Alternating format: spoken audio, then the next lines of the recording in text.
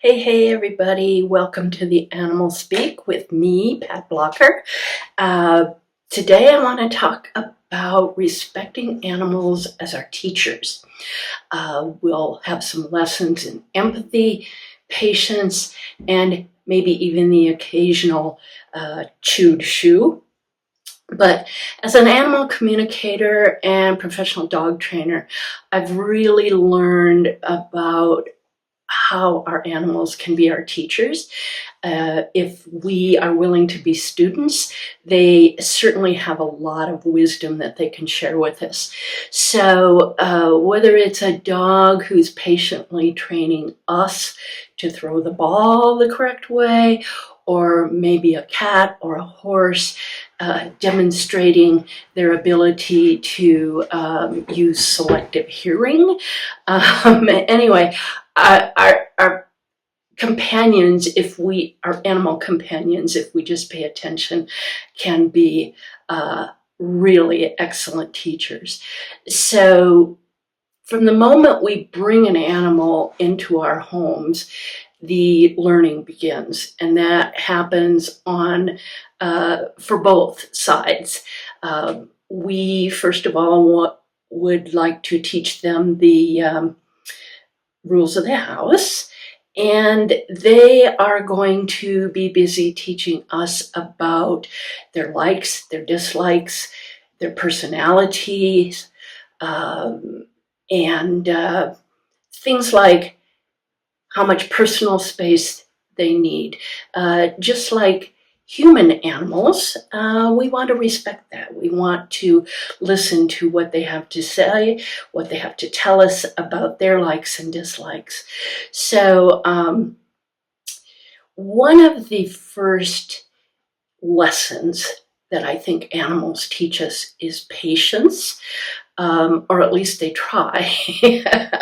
But I've yet to meet a dog who doesn't learn on their own timeline. And again, just like humans, we all learn differently and at different rates.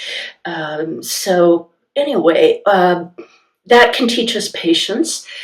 Also, if you have ever waited for a cat to come out from under the bed, you know that certainly can teach you patience as well.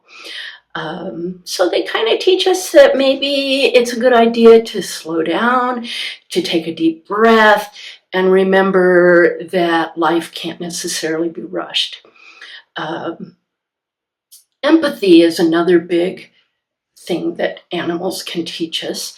When we try to understand why a dog barks at the mail carrier as if they were an axe murderer, we want to look at it from the dog's perspective, and really, like, I have German Shepherds, so we have barking.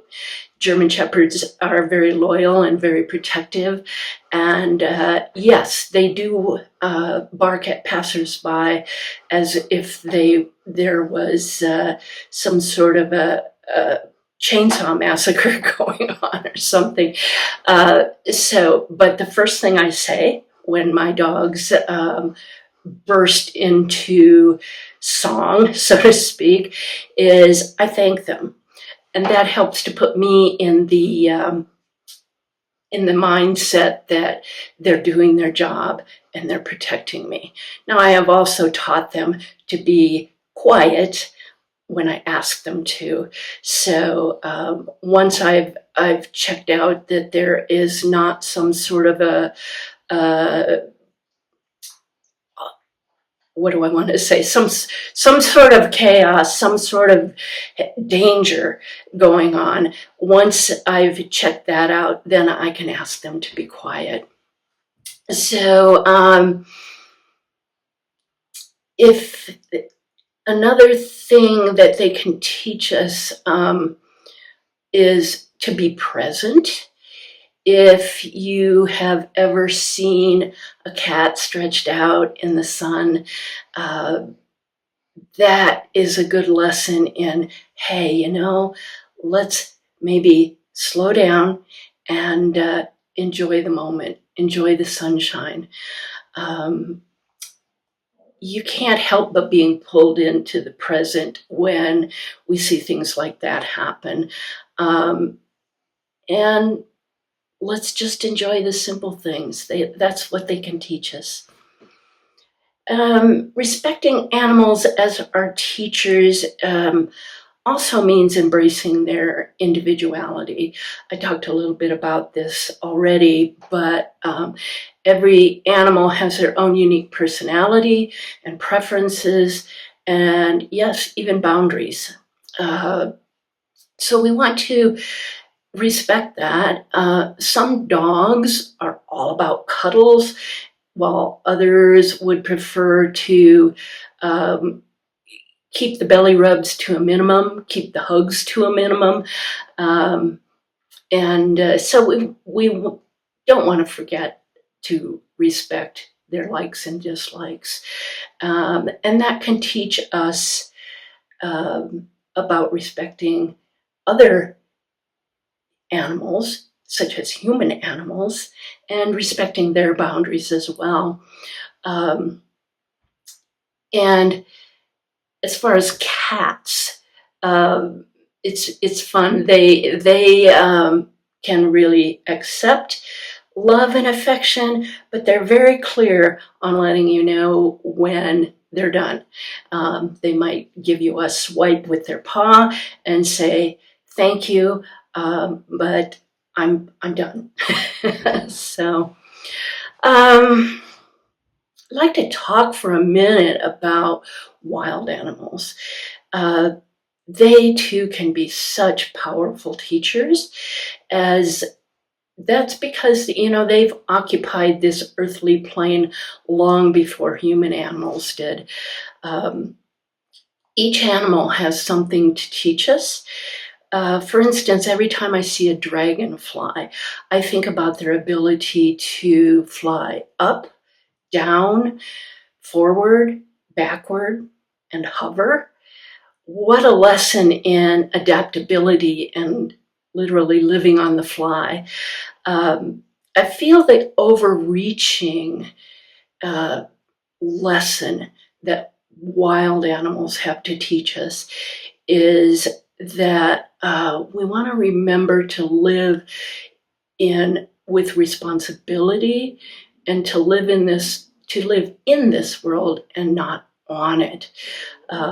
We can live naturally with reciprocity and respect, honoring all life equally. So in my work as a professional dog trainer and an animal communicator, I've seen how powerful these lessons can be. And if we truly respect our animals as teachers, it just enriches our lives. Clients often share fun stories about their pets teaching them patience and empathy, and really how to laugh at the little things that our animals do.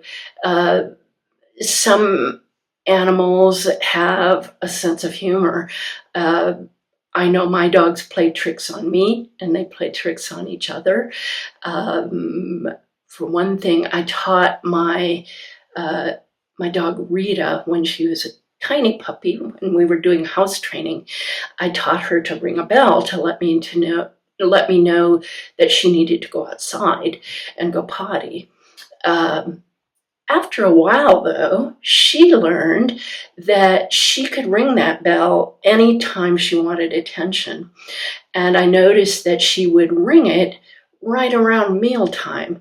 And I realized, I think she's ringing for room service. So they can totally teach us things. And yeah, let's pay attention, and let's go along with the joke. It's great. Anyway, I think that's about all I want to say today. But I just want you to stop and think. Think about how your animal companions have taught you things, what lessons they've have to teach you and continue to teach you. So anyway,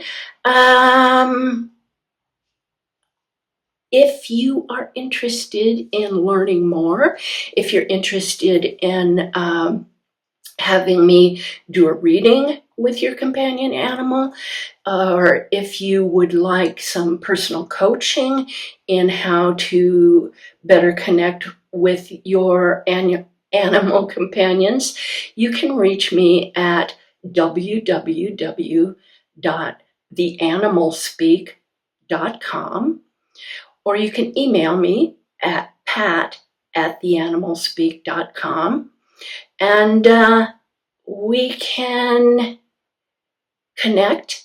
We can connect with your animals and really learn what they have to teach us. So thank you for joining me. Lots of loves and pets to your animals, and we'll see you next time.